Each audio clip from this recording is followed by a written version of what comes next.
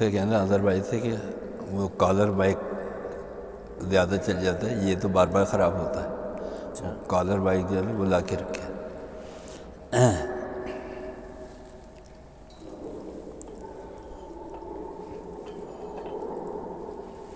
السلام علیکم۔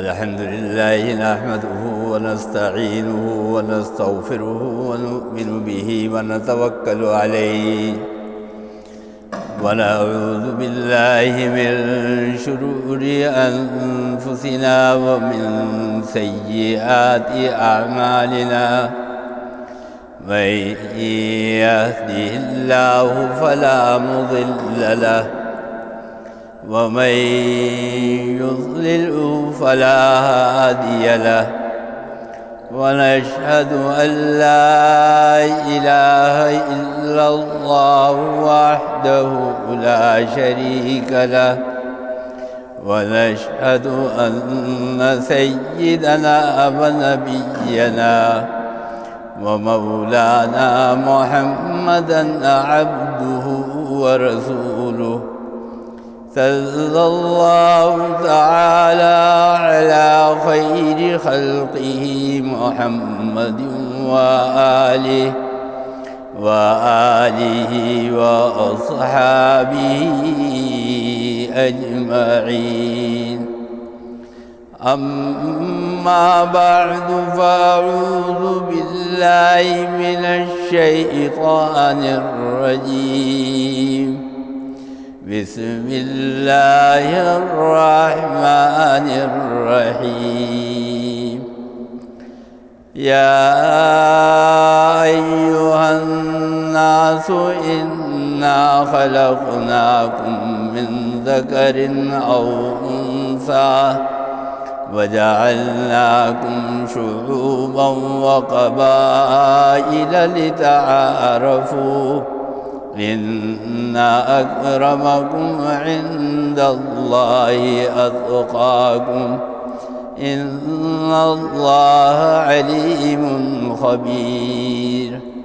صدق الله مولانا العظيم، وصدق رسوله النبي الكريم، ونحن على ذلك من الشاهدين والشاكرين، والحمد لله رب العالمين.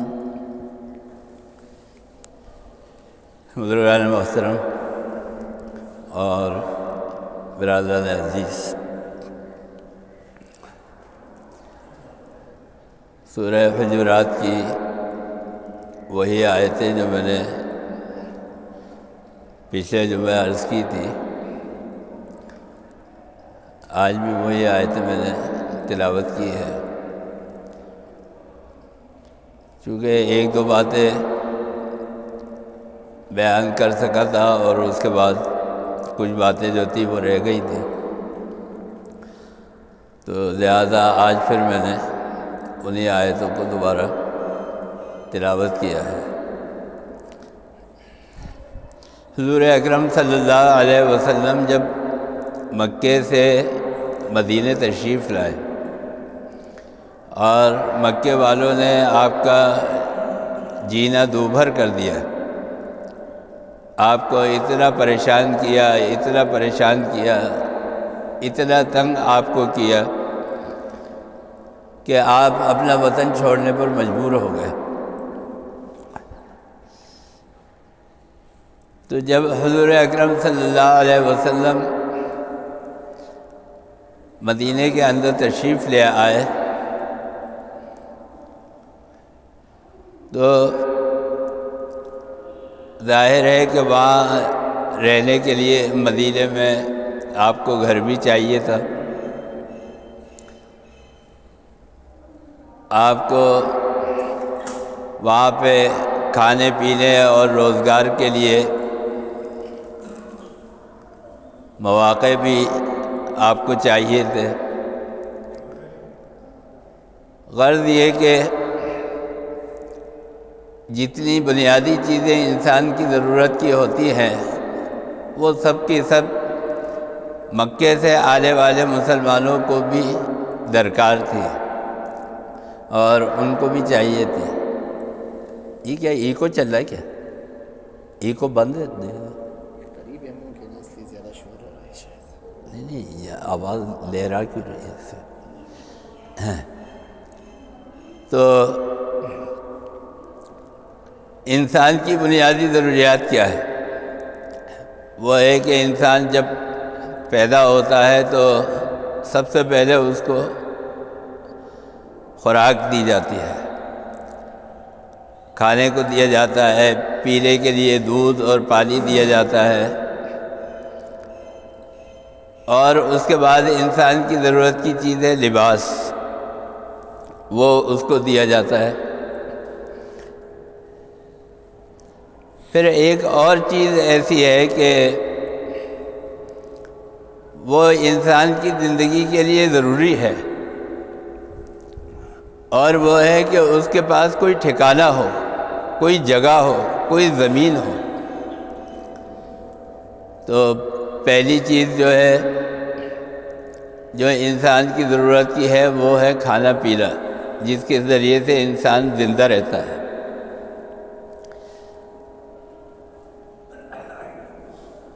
اس کو کہتے ہیں عربی میں ماکولات، اور جو پانی ہے، دودھ ہے، پینے کی چیزیں ہیں، اس کو کہتے ہیں مشروبات. یہ شربت کا لفظ جو ہے یہ مشروبات سے نکلا ہے. اور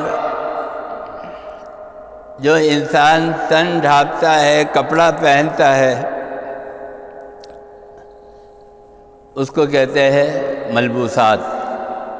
یہ لباس انسان کی زندگی کے لیے ضروری ہے.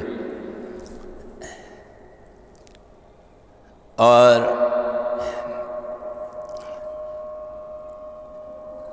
جو رہنے کے لیے انسان گھر بناتا ہے، مکان بناتا ہے، اس کو کہتے ہیں مسکونات. سکونت سے نکلا ہے، رہنے کی جگہ، رہائش اختیار کرنے کی جگہ. حضرت آدم علیہ السلام کو جب اللہ تعالیٰ نے جنت سے دنیا کے اندر بھیجا زمین پر، تو اللہ تعالیٰ نے حضرت آدم علیہ السلام کو حکم دیا کہ وَقُلْنَا يَا آدَمُ اسْكُنْ أَنْتَ وَزَوْجُكَ الْجَنَّةَ وَكُلَا مِنْهَا رَغَدًا حَيْثُ شِئْتُمَا، کہ تم رہو، زمین کے اوپر گھر بناؤ،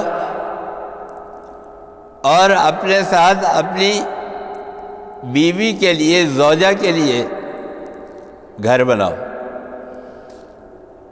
اس کا مطلب یہ ہے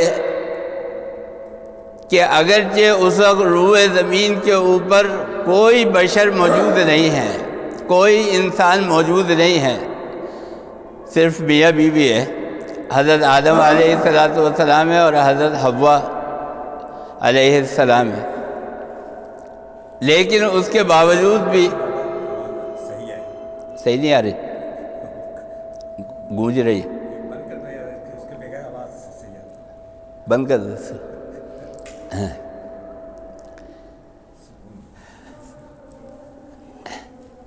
پوری روح زمین جو ہے وہ حضرت آدم علیہ السلام کے لیے گھر تھی، لیکن اس کے باوجود بھی اللہ تعالیٰ نے حکم دیا حضرت آدم علیہ السلام کا کہ گھر بناؤ، اپنے لیے بھی اور اپنی بیوی کے لیے بھی. تو حضرت آدم علیہ السلام جو ہے وہ وہاں پر گھر بناتے ہیں اور وہاں پہ رہتے ہیں. تو میں یہ بتا رہا تھا کہ انسان جو ہے، بلکہ صرف انسان ہی نہیں بلکہ دنیا کے اندر جتنی بھی مخلوقات ہیں، چاہے وہ انسان ہو چاہے جنات ہو، جنات کے بھی گھر ہوتے ہیں. ان کے گھر جو ہے وہ پہاڑوں پر ہوتے ہیں، جنگلوں میں ہوتے ہیں، ویرانوں اور میدانوں کے اندر ہوتے ہیں، لیکن ان کے بھی گھر ہوتے ہیں، وہ بھی گھروں کے اندر رہتے ہیں۔ اور اسی طرح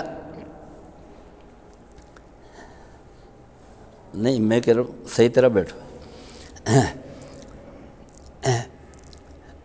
اسی طرح جانور بھی اپنے لیے گھر بناتا ہے۔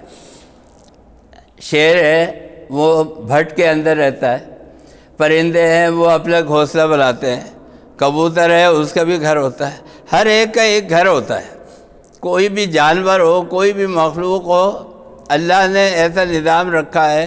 اور اس کی وجہ کیا ہے؟ اس کی وجہ یہ ہے کہ انسان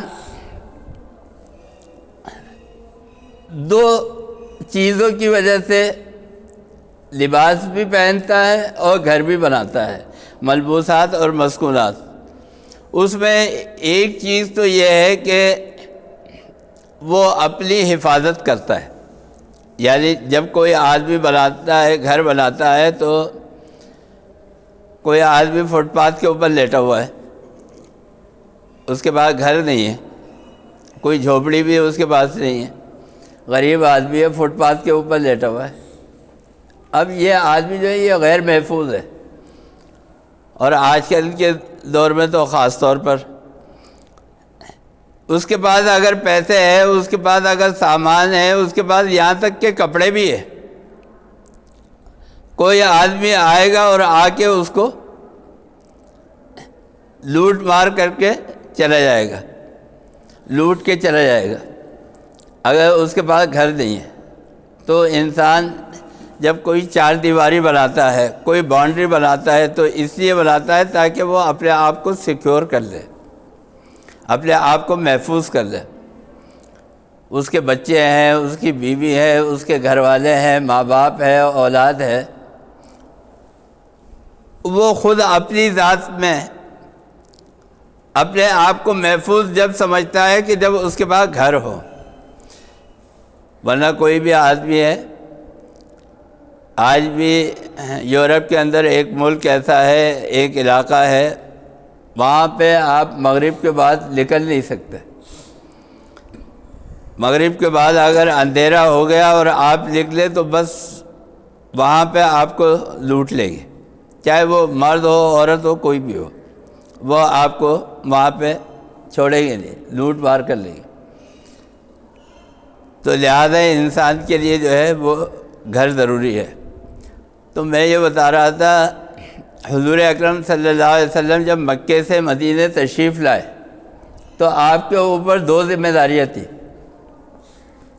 وہ جو آپ کا مشن ہے نبوت کا، وہ تو ایک الگ مشن ہے، وہ تو آپ کی ذمہ داری ہے ہی، لیکن آپ جو اتنے لوگوں کو لے کر آئے ہیں، ہجرت کر کے یہاں پر لوگ آئے ہیں، ان کے لیے ایک ٹھکانہ چاہیے۔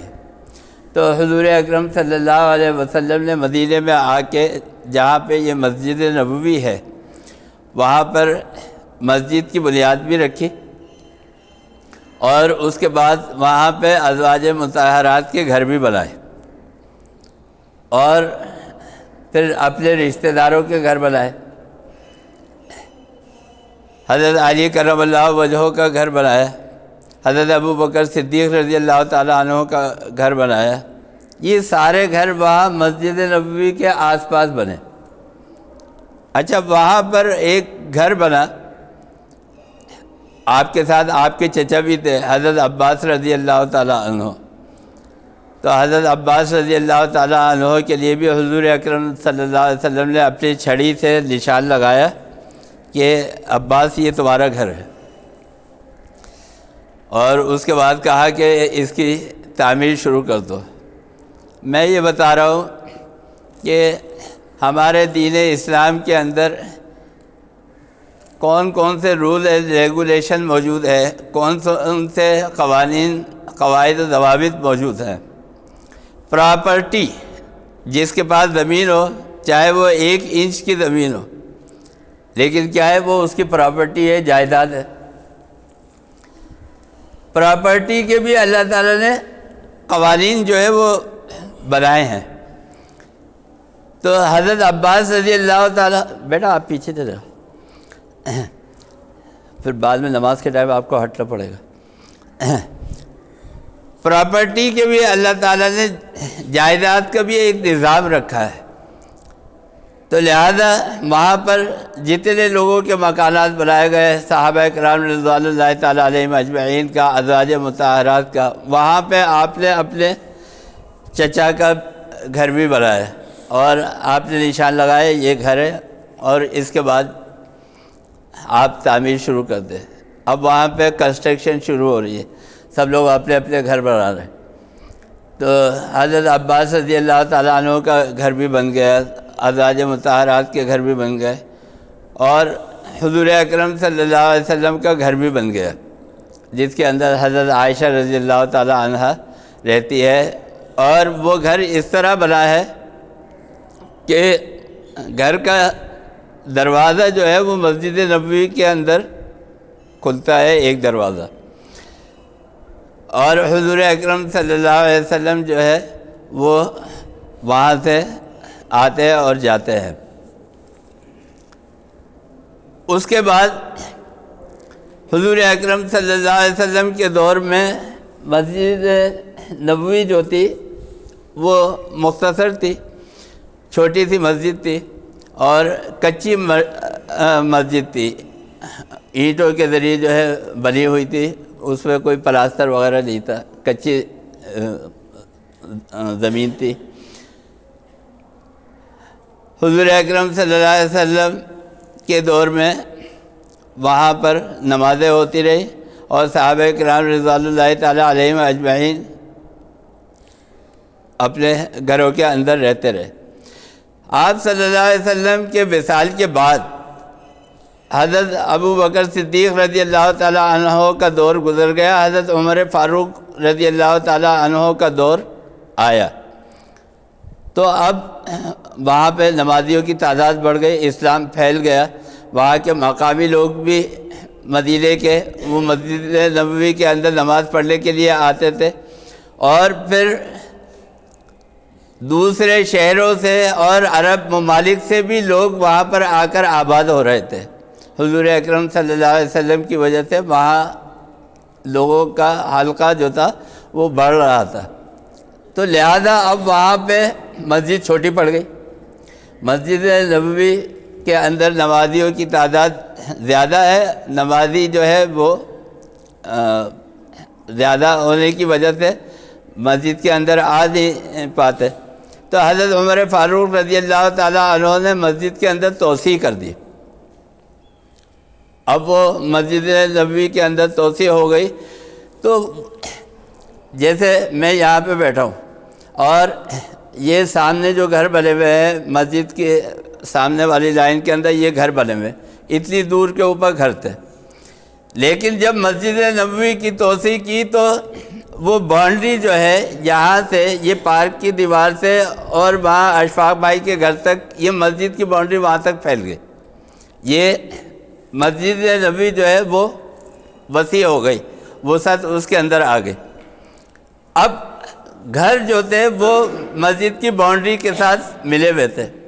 اچھا، اب ظاہر بات ہے کہ جب گھر بنتے ہیں تو اس کے اندر نکاسی آپ کا بھی سسٹم ہوتا ہے، پانی کی لائن ہے اور دوسری سیوریج وغیرہ کی لائن ہے وہ بھی ہوتی ہے، اور پہلے زمانے میں اور ابھی بھی شاید یہ سسٹم ہے، وہ پردازہ جو ہوتا ہے وہ پانی کے نکاسی کا وہ گھروں کے اندر لگایا جاتا ہے۔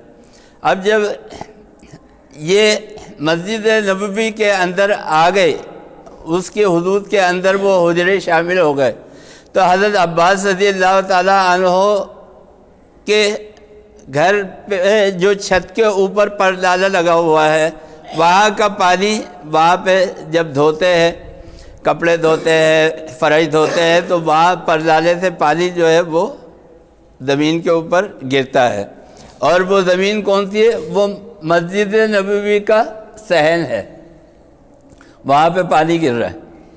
اچھا، اب وہ کچھ دنوں تک تو نمازیوں کی تعداد جو تھی وہ تھوڑے فاصلے پہ تھی، اس کے بعد جب نمازی اور زیادہ بڑھ گئے اور حضرت عباس رضی اللہ تعالیٰ عنہ کے گھر کے قریب ہو گئے،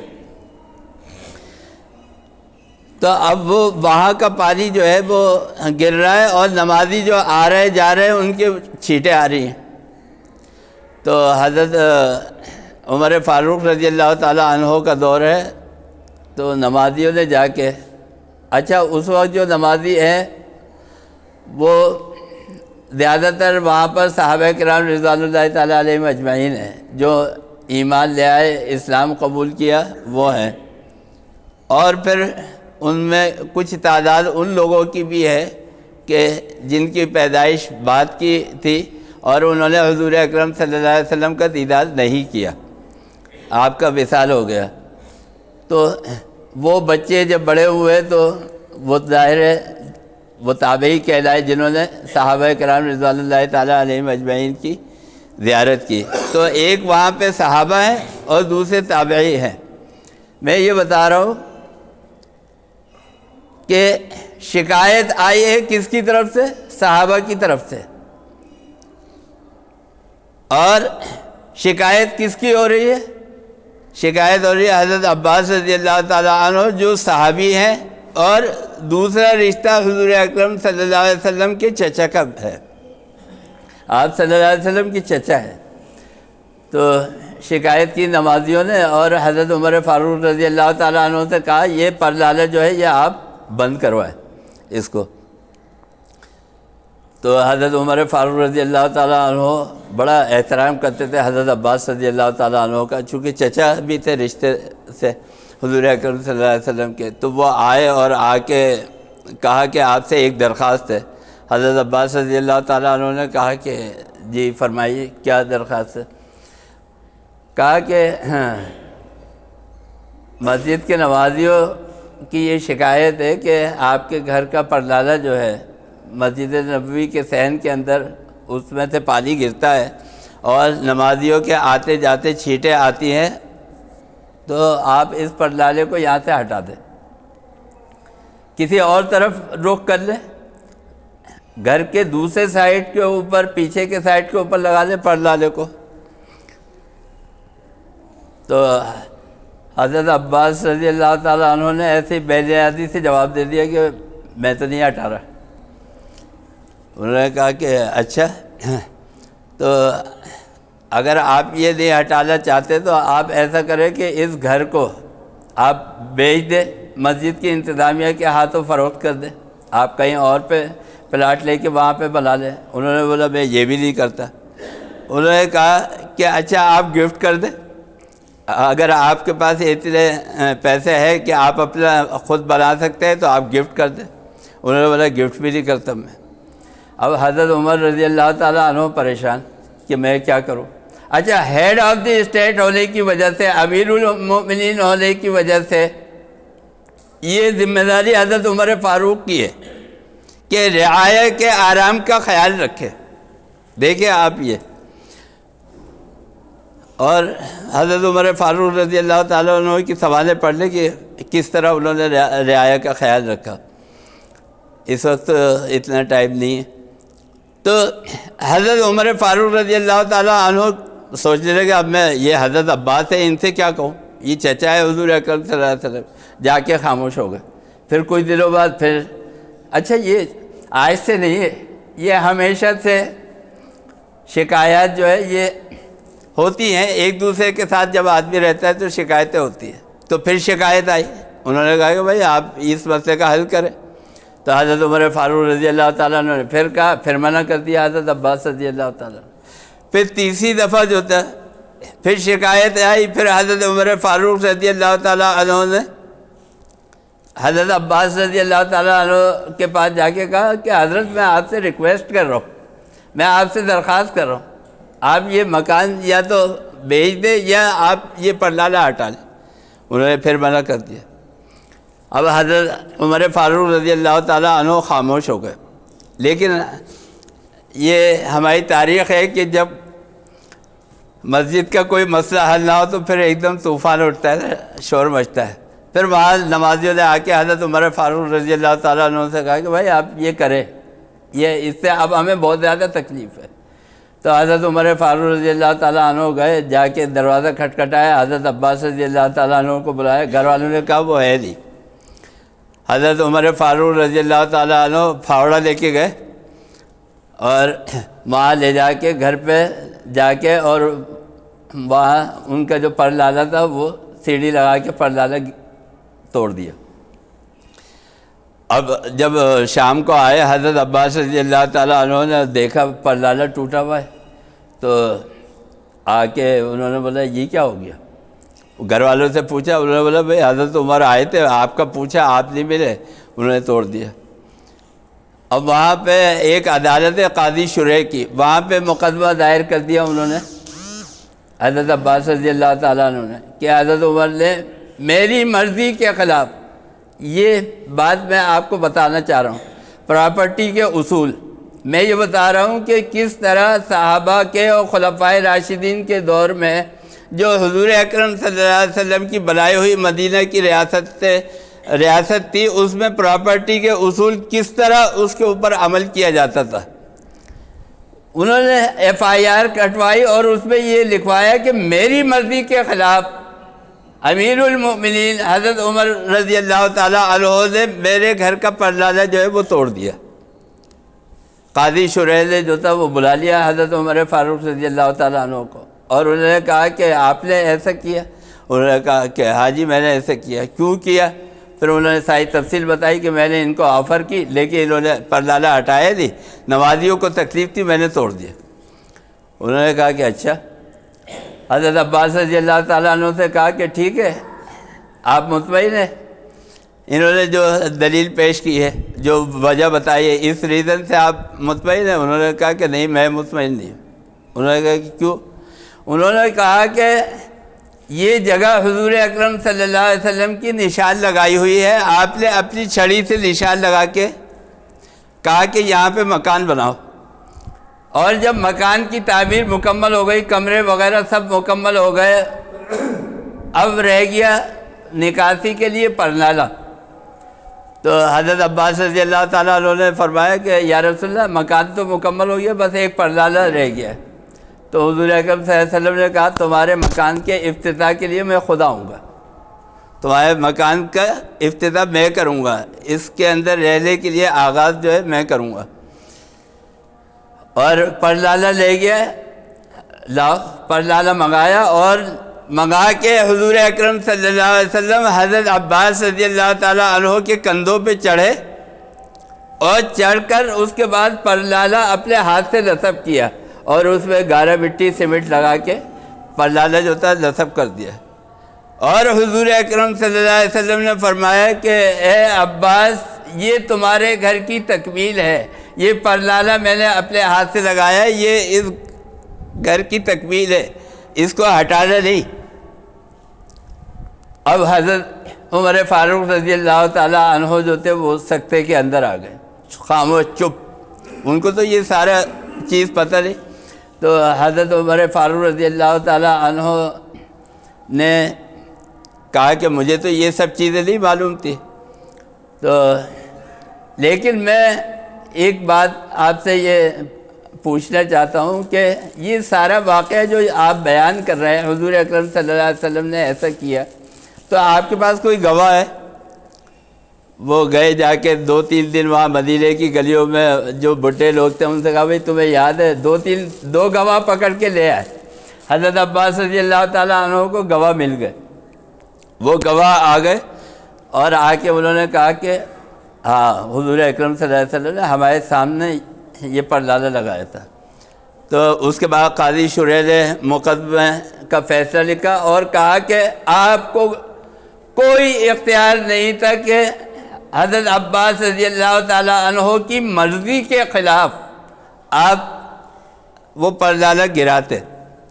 میں یہ بتا رہا ہوں آج ہمارے ہاں دیکھیں، کوئی آدمی کسی جگہ کے اوپر اب تو پورے فلیٹ گرا دیتے نا، چوروں کو پکڑتے نہیں ہیں، جنہوں نے کمیشن کھا کے وہ لیز لی بھی ہوتی ہے، الاٹمنٹ لیا ہوا ہوتا ہے، پوری بلڈنگ کھڑی کرتے ہیں، ان کو نہیں پکڑتے۔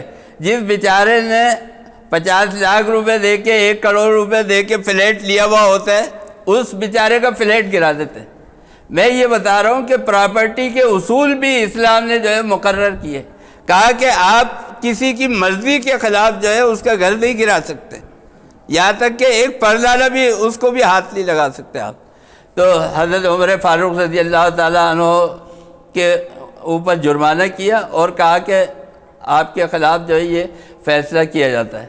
تو حضرت عباس رضی اللہ تعالیٰ عنہ سے حضرت عمر فاروق رضی اللہ تعالیٰ عنہ نے کہا کہ اب میں اس کی تو تلافی نہیں کر سکتا، وہ جو حضور صلی اللہ علیہ وسلم نے پردالہ لگایا تھا، لیکن ہاں اتنا ہے کہ میں اب آپ کے گھر کے اوپر وہ پردالہ اسی طرح جس طرح حضور اکرم صلی اللہ علیہ وسلم نے آپ کے کندھوں کے اوپر چڑھ کے لگایا تھا، اب آپ میرے کندھوں پہ چڑھے، امیر المومنین، ہیڈ آف دی اسٹیٹ، سربراہ مملکت، آپ میرے کندھوں پہ چڑھے اور پھر آپ جو ہے دوبارہ پردالہ وہیں پہ نصب کرے۔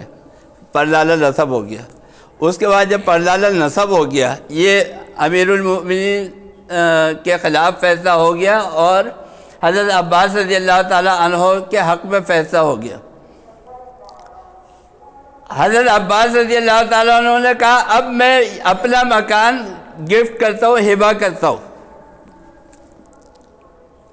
مسجد کو، مسجد نبوی کو اپنا مکان دیتا ہوں، اب مسجد کی حدود کے اندر اس کو شامل کر لیں۔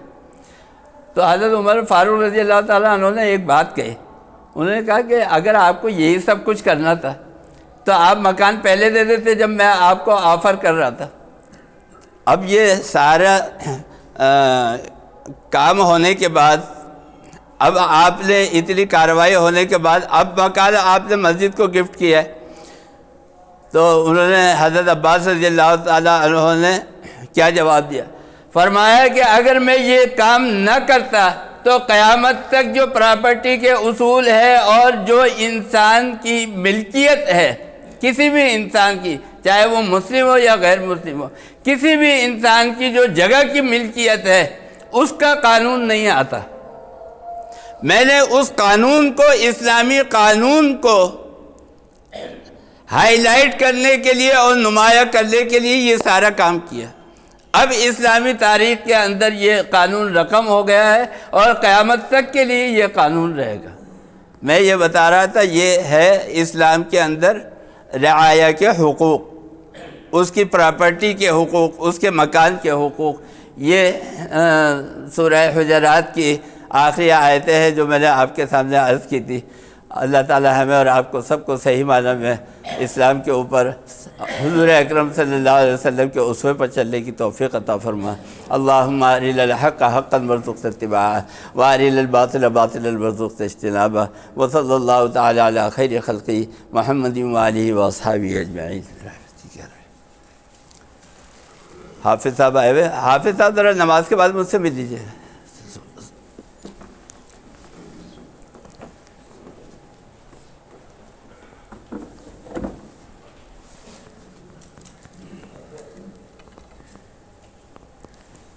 کتاب لکھ دو۔